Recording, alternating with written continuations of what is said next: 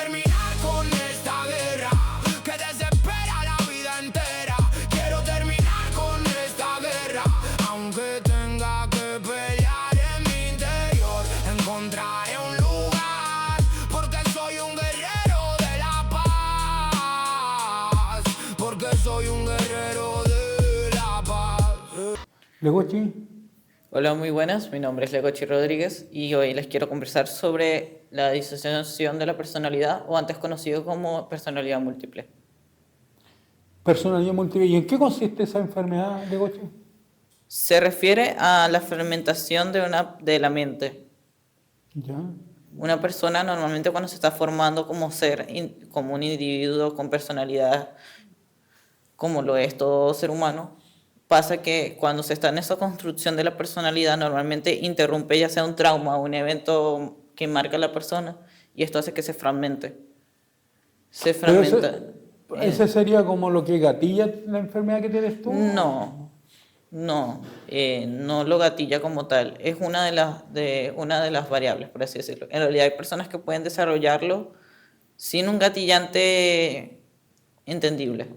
Ya. Pero te pregunto, por ejemplo, yo tengo esquizofrenia paranoide y eso se gatilla en un momento, pues se supone que yo tengo la enfermedad, o sea, la tengo siempre conmigo, o sea, se gatilló por algún problema que tuve, pero en el fondo se podía haber gatillado con eso o con cualquier otro evento que fue traumático para mí, digamos. ¿Ya? No sé si en el caso de tu diagnóstico pasa lo mismo, o sea, que tú vienes con el problema, pero tú viviste una experiencia a lo mejor traumática que te hizo gatillar la enfermedad. En el caso de la fragmentación, va más hacia la debilidad de los químicos de la misma persona, los químicos cerebrales, por así decirlo. Eh, Según la alteración de estos químicos es que puede ocurrir la fragmentación o no, depende del evento y de la misma persona, como estoy diciendo. Entonces, puede haber gatillantes, pero no siempre es un gatillante como tal determinado que podamos decir, fue porque esta persona, por ejemplo, tuvo un accidente de tránsito y en ese trauma que tuvo desarrolló otra personalidad. No tal cual. A veces el gatillante no es muy notable, puede ser hasta un pequeño desliz de la misma persona de haber sobrepensado ciertas cosas o, bueno, eso ya es irse por las ramas, pero puede ocurrir con cualquier cosa básicamente. Otra pregunta que te quería hacer con respecto a la enfermedad, esto como personalidades múltiples, ¿cómo se desarrolla en la enfermedad? ¿En qué sentido se desarrolla? O sea, ¿Desde cómo inicia o...? claro, Bueno, normalmente este trastorno puede iniciar en la persona en cualquier edad, pero más que todo, según estudios, podría deberse a más que todo eventos de la infancia. ah, Entonces, es cuando, como dije al principio, es cuando la persona está formando su personalidad, su ser, y pasa algo que la fragmenta. ¿Y qué entendemos por fragmentación? Fragmentación es cuando el cerebro se divide en diversas partes, ya sea porque se reorganiza o se desorganiza de cómo debería funcionar normalmente. Eso es lo que podemos entender como pero fragmentación. por ejemplo, ¿la gente con ese diagnóstico escucha voces o no necesariamente? No necesariamente. Hay personas que dentro del diagnóstico pueden desarrollar la habilidad o la forma de comunicarse con las otras personalidades dentro de la mente, más no necesariamente son voces de psicosis. Ya, pero algunos pacientes que están diagnosticados con esa enfermedad, ¿sí pueden escuchar voces? Va aparte, va aparte. Si escucharan voces fuera de lo que son las personalidades, ya estamos hablando de un trastorno psicótico. Ya no estamos hablando del trastorno de la personalidad múltiple o disociación de la personalidad. Eso va muy aparte. O sea, el trastorno de la personalidad múltiple en sí no escucha voces. Generalmente no. Ya, Se escuchan las voces de las personalidades dentro de la cabeza, que no se podrían referir a ellas como una psicosis. ok. Y lo otro, ¿de qué edad se empieza a generar el brote de esa enfermedad? Como mencioné, normalmente se construye en la infancia. Ya, porque yo te pregunto, porque por ejemplo la enfermedad de esquizofrenia paranoide se gatilla más o menos entre los 15 hasta los 29 años, el primer brote de esquizofrenia. Sí. En el caso de la enfermedad que estamos hablando, se gatilla, como tú dices, en la infancia, de chiquitito, o sea, 3, 4 años, 5 años, ¿cómo? Puede gatillarse más o menos en eso, porque, a ver, te doy un ejemplo más simple. Cuando un niño está formando su personalidad, su forma de ser, y pasa un evento traumático, esto puede desencadenar que su mente se fragmente para autoprotegerse. Entonces crea como alters que se encargan de hacer diferentes cosas a medida que él lo necesite. Por ejemplo, si este niño sufría de bullying, digamos en un caso hipotético, y no se defendía y lo golpeaban o le hacían cosas malas, esta fragmentación que creó puede mostrarse como una personalidad que es todo lo contrario, que cuando le hacen bullying, él se defiende, pero solo va a salir en esos momentos que esté necesitando de esa acción. Es complicado ese diagnóstico igual. Como yo te comentaba, yo tengo esquizofrenia paranoide, entonces muy distinta la enfermedad por lo que tú me cuentas, la enfermedad que estamos hablando, digamos. Es bastante distinta y compleja. Cada diagnóstico tiene su complejidad. Sí, yo diría que no es más compleja uno que la otra, sino que depende de la intensidad que uno tenga. Claro. O sea, me refiero, si yo estoy muy complicado con la esquizofrenia paranoide, yo creo que esa enfermedad sería mucho peor que la personalidad múltiple. Y viceversa, pues si uno tiene el diagnóstico de personalidad múltiple, pero lo tiene como muy marcado, sería peor eso que tener, digamos, esquizofrenia paranoide. Claro. Uh-huh. ¿Y qué otra cosa me puedes contar tú de ese cuadro de enfermedad? Bueno, podría conversar del hecho de que en la propia medicina psiquiátrica se desmerita mucho el diagnóstico, ya que a medida de los años siempre la han confundido con otras enfermedades como esquizofrenia, pero no son lo mismo ni se generan de la misma forma. ¿Por qué hay confusiones? Porque los mismos especialistas no creen que sea posible realmente una fragmentación de personalidad, ya que a veces llevan a que la persona llevan al hecho de que piensan que la persona puede estar fingiéndolo, o que puede ser simplemente como en esquizofrenia, que a veces existen fragmentaciones, pero son estados, no son una condición de vida, sino que son estados. Pero a medida que han pasado los años ya están acreditando más el trastorno, ya lo están acreditando más, le han cambiado el nombre para ser más acertados con lo que se trata de averiguar. Uh-huh. Ya, Sí, dime. perdón, se desmerita mucho por eso mismo, porque creen que la persona puede estar fingiéndolo o porque creen que es algo imposible.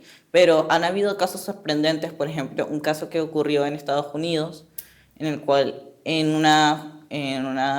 un juicio se llamó a las 200 aproximadamente personalidades que tenía la víctima del caso. Y eso es una de las muestras de que realmente hay que tomar más en serio el caso, porque en el caso que estoy contando, la víctima sufrió de abuso sexual físico y de otros temas, por lo cual desarrolló esa fragmentación tan alterada. 200 personalidades o más de 200 es demasiado, pero en el juicio se hablaron unas cuantas. Y es interesante, de hecho, el tema. O sea, por lo que deduzco, y me dices tú que el diagnóstico de esta enfermedad, personalidades múltiples, está como en pañales en este hospital o en general también. En general, o sea, es un tema al cual los especialistas aún no toman de la forma que debería tomarse, ya que, como digo, acreditan a que podría ser fingido o que no posible, sobre todo en personas menores, porque, por ejemplo, hay personas que lo desarrollan desde siempre, desde niños, y por eso acreditan que podrían ser trastornos más como el autismo o la esquizofrenia, se van girando entre esos dos. ¿Por qué entre esos dos? Porque este trastorno comparte comparativas con eso.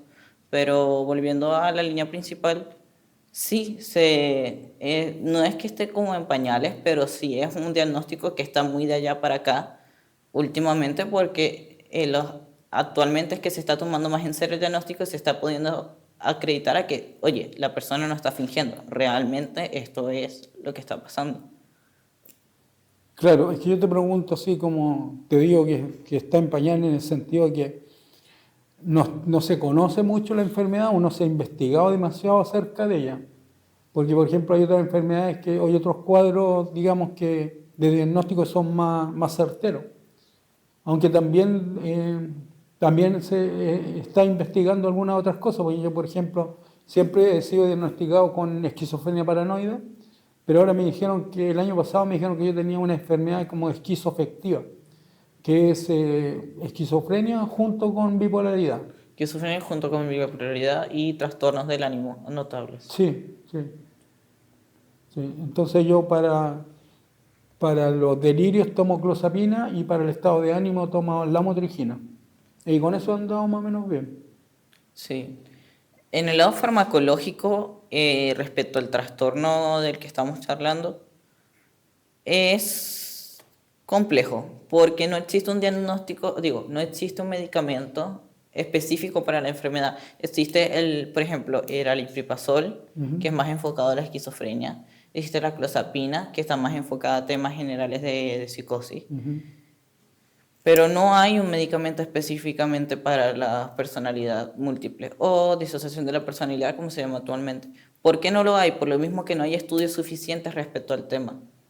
Entonces, en el diagnóstico te suelen dar medicamentos como el que mencioné, el aripiprazol, por ejemplo. Te suelen dar medicamentos para el ánimo, pregabalina, lamotrigina, risperidona para el ánimo y para los psicóticos, porque se considera que podría ser psicótico el hecho de cambiar de personalidad, ya que eso va un tanto con los químicos alterados del cerebro, pero no hay un medicamento como tal. Así que farmacológicamente, de hecho, el diagnóstico es bastante complejo, más de lo que ya es de por sí solo.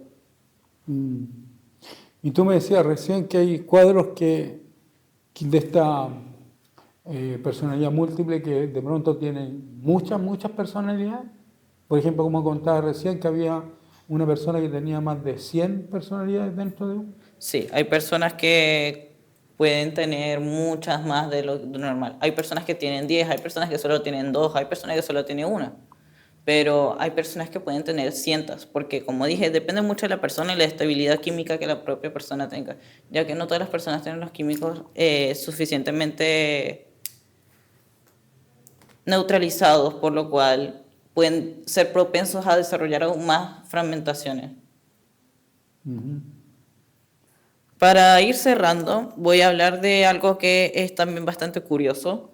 Es el que si hay tantas personalidades, ¿cuál es la original? ¿Cuál manda? O si hay una jerarquía dentro de las personalidades. Y depende de la persona, depende de cómo se maneje, depende de su propio sistema, porque hay personas, como comenté, que pueden escuchar las personalidades y pueden hablar con la personalidad. Hay otras personas que olvidan totalmente lo que hace la otra personalidad y de hecho no saben de la existencia de la otra personalidad hasta que son diagnosticados.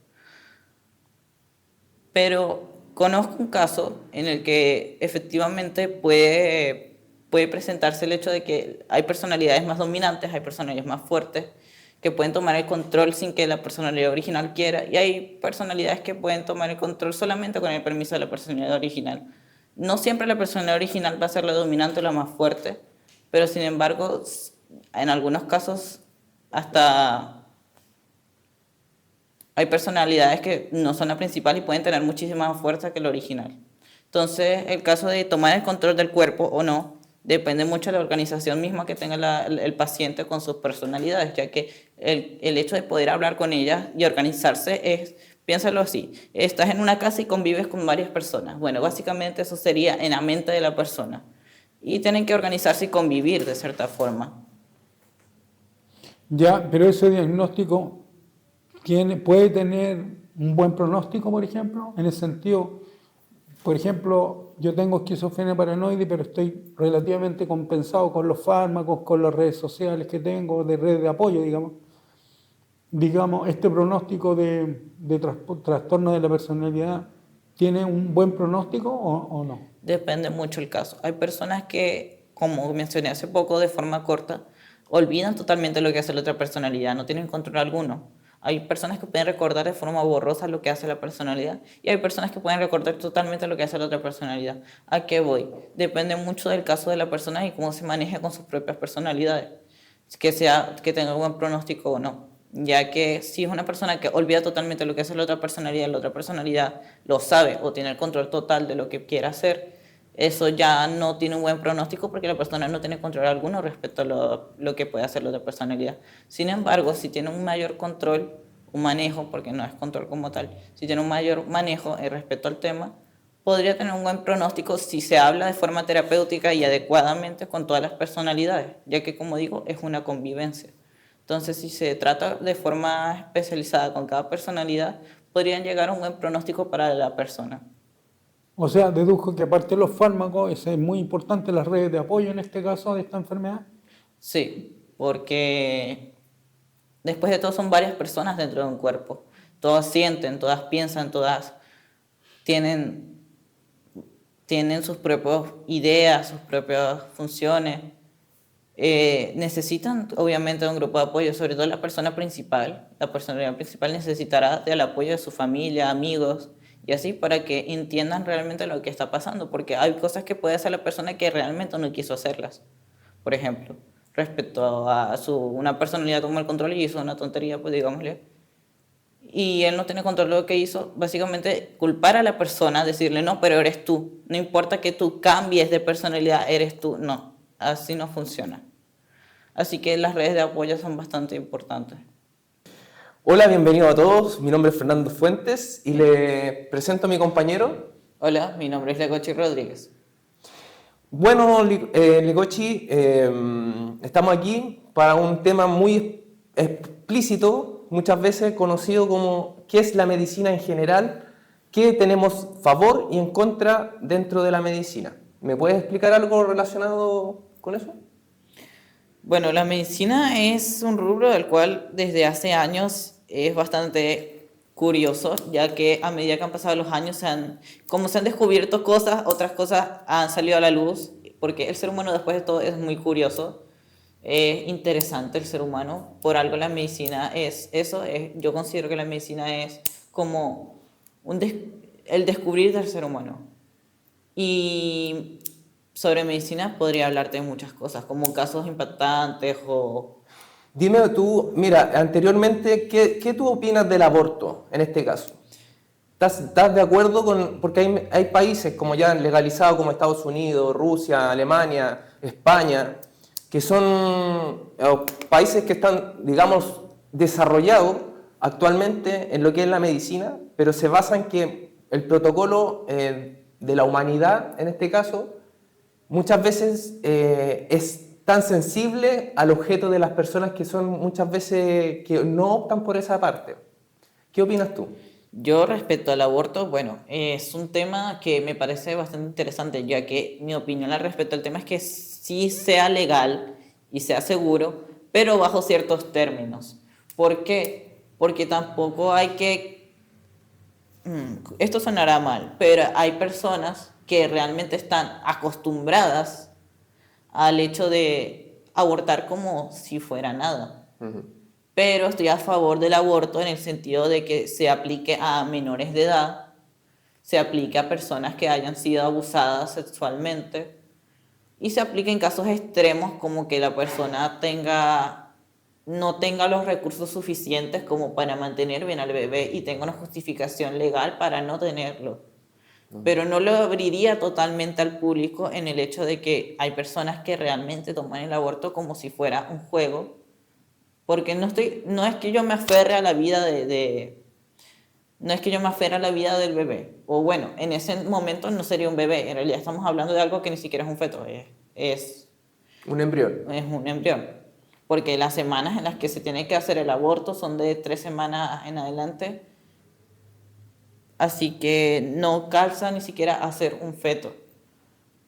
Pero sí, estoy realmente de acuerdo con el aborto siempre y cuando sea de forma limitada, entre muchas comillas, simplemente que sea con ciertas restricciones. Ok. Mira, lo otro que te iba a consultar también, el asunto de que muchas veces la medicina se trata no solamente de resolver el problema del paciente, no solamente de tratar de solucionar el problema de qué es lo que podemos hacer para retener, por ejemplo, yo te digo un caso hipotético, una persona que tiene en este caso cáncer, automáticamente lo que, en este caso, los rayos X, la misma morfina o el mismo planteamiento para prevenir el cáncer, muchas veces matan las moléculas buenas y las malas quedan pedazos cortos muy expansivamente. Entonces, automáticamente igual se va regenerando. ¿Qué pasa? Ahora se ha detectado con la mayor tecnología un poco más avanzada que, claro, se mata el lado negativo y prácticamente cuesta un poco más acelerar la producción en este caso, de movimiento, de aceleramiento de la persona para volver al estado, entre comillas, normal. Porque antiguamente tú pasabas, no sé, del 2000 al 2010, tú decías cáncer y era algo, wow, imposible. Sí. ¿Qué hace ahora? Gracias a los avances tecnológicos hemos podido saber y entender que la medicina ha ido evolucionando cada vez más. Pero mi pregunta es la siguiente. No sé qué tú opinas, Legoshi. ¿Es accesible para ti la medicina alternativa si tú tuvieras la oportunidad o prefieres la medicina tradicional que es con medicamentos de paulatinamente? Respecto a eso, la medicina alternativa me parece un poco... En ciertas partes encuentro que está bien y en otras partes la encuentro irresponsable. Porque las personas se dejan llevar tómate este té y vas a estar bien. O no, fuma marihuana porque eso te ayuda a esto y aquello.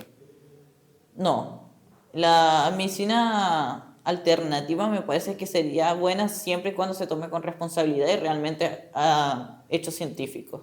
Okay. Más que solo llevarse por, no sé, costumbres de la abuela, por así decirlo. Ahora, lo otro que te iba a comentar, Legoshi, también no estaban diciendo, sino que se ha comprobado científicamente que el cordón umbilical de la mujer, del bebé, está sanando lo que es la leucemia, que también es un cáncer que también es paulatinamente silencioso, pero automáticamente es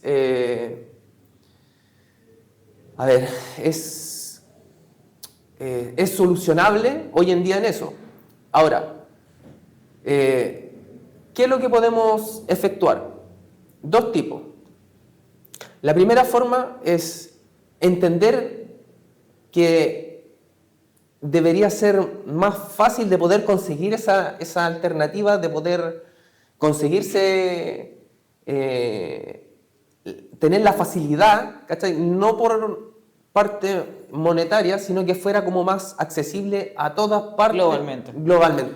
Claro, el tema de las células madres es curioso porque aquí voy a comentar una experiencia personal. Perfecto.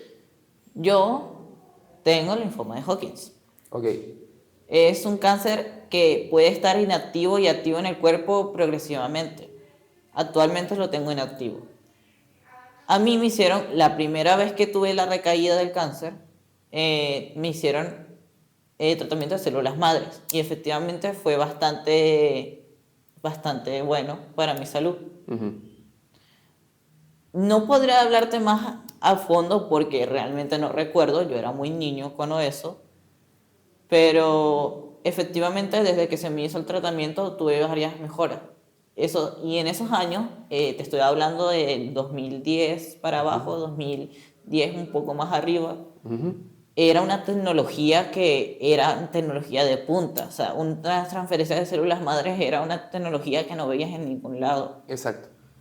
Que creo que en pocos países, como dentro de Estados Unidos, creo que en España había, y en Alemania, que eran esos tres países que estaban constituidos más o menos, que podían tener la opción en este caso de tener las células madre, y y hacer pruebas, porque empezaron a hacer pruebas con bioforma, en este caso, ya sea de células con células tradicionales, en este caso con feto, en este caso con la misma, no sé si tú ubicas a la oveja Joy. No. Bueno, antiguamente la oveja Yoli era una oveja que hicieron la primera oveja para hacer el gen, sacaron el gen de esa y salió de ese mismo gen, salió una idéntica a la otra. Ya. ¿Qué pasó? Antiguamente genéticamente era imposible, hasta que lo descubrieron. Ahora, la célula en sí, la célula madre, en este caso los rayos ultra sensibles, que son rayos que pasan por el escáner de la persona y automáticamente te ve y te verifica si realmente el comportamiento de la persona tiene algún síntoma de pérdida de células cancerígenas o células proporcionalmente activas. ¿Qué es lo que dictaminaría yo en este caso? Que uno podría modificar cosas que a largo plazo fuera más eficiente. ¿Qué quiere decir eso? Que sea, por ejemplo, si uno está diseñado la matriz en una forma, tratar de diseñarla, esa matriz más rápidamente. ¿Qué quiere decir eso? Que el paciente evolucione en vez de no tan paulatinamente, no tan lentamente, sino que más rápida la curación y así tener una actividad ya casi normal para personas que tienen problemas ya sea de cáncer o problemas visualmente, no sé, pues cotidianos, que puede ser, no sé, pues, desde una caída, no sé, pues de una escalera de una recuperación que lo hacen los deportistas de alto rendimiento. No sé qué opinas tú, Lejoy. Opino que la medicina está avanzando bastante bien en ciertos temas, pero en otros un poco atrasado igual, pero se puede ir tomando lo bueno de estos avances que, como estás mencionando, es una cosa que está ayudando bastante actualmente en casos como, por ejemplo, el cáncer. Yo diría que a la medicina le queda mucho camino por seguir, ya que hay cosas que todavía está tomando en cuenta que deberían ser descartadas. Por ejemplo, cuando todavía hay prácticas actualmente de que cuando un bebé nace sin llorar, se le incita al sollozo, se le incita de forma brusca, aún, por ejemplo. Entonces, diría que la medicina todavía tiene cosas que aprender, pero sinceramente hemos avanzado bastante y eso se nota y es bastante favorable. Ahora con Susana vamos a hablar de la amistad. ¿Te gustaría hablar algo de la amistad, Susana? Sí, Oscar. Encuentro que en estos grupos aquí de los talleres de Horwitz, personalmente a mí me ha hecho súper bien en relación a mi enfermedad. Me siento comprendida. Encuentro que es un pilar fundamental para la recuperación de nuestra enfermedad. Así es. Nosotros tenemos un grupo acá en el hospital que hemos como aprendido harto entre todos nosotros y nos hemos apoyado harto también entre todos nosotros. Es una amistad bien bonita que de pronto afuera, por decirlo así, ¿cierto? La gente que no está en el hospital o que no tiene una enfermedad complicada, de repente les cuesta más formar un grupo cohesionado y se ha visto esto incluso en grupos musicales que se han separado por la mala convivencia entre ellos. No sé si quieres... Así es, sí, como los prisioneros, por ejemplo. Claro, Jorge González y todo, problema con sus compañeros. Claro, pero aquí todos nos apoyamos, o sea, somos todos como amigos, así. Sí, es bonita la relación que tenemos nosotros, es un buen grupo de amigos y nos apañamos harto. Por ejemplo, en una oportunidad tenemos un amigo que se descompensó un poco y me acuerdo que ese día todos nos quedamos sin almuerzo, porque estuvimos ahí con él, estuvimos apoyándolo. Y eso es bonito, una relación de amistad que se vive entre nosotros que es muy linda. Claro. Y cada día va creciendo más y más. Así es.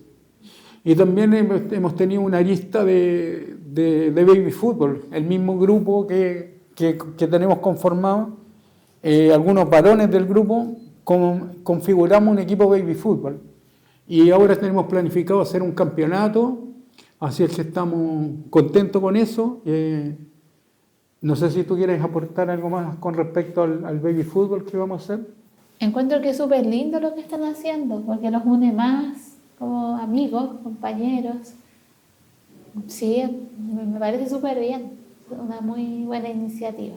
Sí, así es, porque en el caso de que cuando practicamos baby fútbol, también uno se apoya harto en los compañeros y también uno tiene que ser solidario con los compañeros, porque de repente estamos jugando, por ejemplo, y uno de ellos pierde la pelota muy fácil y todos tenemos que andar corriendo para recuperar la pelota y esforzándonos. Entonces es bonito porque después uno mete las patas también, le quitan la pelota o se equivoca y también los compañeros no, te apoyan igual, vamos que se puede, vamos, sigamos. Y entonces el baby fútbol nos ha servido harto para cohesionarnos más, para estar más juntos y como que este grupo de amigos se va ido como perfeccionando también, por decirlo así, con esta arista del baby fútbol. Sí, entonces el baby fútbol nos ha servido harto para afiatarnos entre nosotros y como que la amistad está creciendo más. No sé si tú ves eso, Sí, Susana. por supuesto. O sea, como decía, cada día crece más y más. Y claro, a mí me ha hecho muy bien los talleres, todo eso, porque me siento comprendida por los compañeros que compartimos una misma enfermedad y me ha hecho súper bien para la recuperación. Excelente, Susana, sí. Sí, yo siempre digo del grupo que nos hemos fiatado tanto y que hay cosas que son transversales y que hemos superado todos juntos. Por ejemplo, tenemos diversidad en gustos de equipos de fútbol. A mí me gusta la Universidad de Chile y la mayoría de los chiquillos acá son de Colo-Colo, pero sin embargo igual nos cohesionamos bien y estamos por sobre ese tipo de... o posturas políticas también, da lo mismo si uno es de derecha, de izquierda, de centro. Sí. La amistad que hemos formado va por sobre ese tipo de cosas. Pasan a ser secundarios. Pasan a ser secundarios. Inclusive en la cuestión de fe también. Yo soy católico, hay por ejemplo, el David es evangélico, pero como les decía, el grupo está superando todas esas barreras y hemos podido cohesionarnos bien. Sí. Quiero terminar con esta guerra que desespera la vida entera. Quiero terminar con esta guerra, aunque tenga que pelear.